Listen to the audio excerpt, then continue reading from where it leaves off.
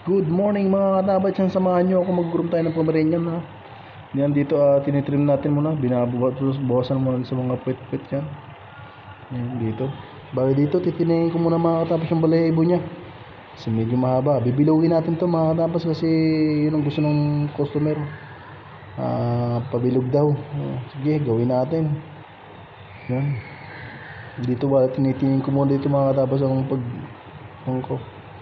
Yan, binabawasan ko muna para mamaya mas okay na yung ating pagbibilog. Ang hirap kasi nitong Pomeranian to kasi hindi ito matayo.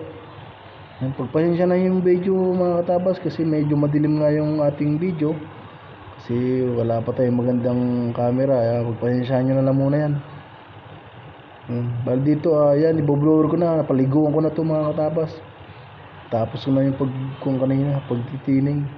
Yan, ayaw niya kasi tumayo kaya ganyan. Pinilit na lang natin na ma-blower yan kasi ayaw niyang tumayo yan. Kung hindi naman natin gaganyanin, hindi natin matutuyo yan. Tsinaga na lang natin mga katabas. Yan, panoodin niyo yung video na to kasi bibilogin ko to sa huli yan para makita niyo yan mga katabas. Ganyan lang po tayo mag-room yan. Bali ito na yung pinispada ko mga katabas. Yan, ganyan ang itsura niya. Yan na yung kinalabasan ng balahibo niya. Yan, bali dito binilog ko na. Yan. Ganyan lang po yung pagkung mga katabas. Hindi naman kasi nung kagalingan. Basta yan, nagawa na natin ng paraan. Maraming nga pala salamat sa mga pagsuporta ng ating mga video, panonood. Thank you so much po sa inyo lahat. Ingat kayo palagi.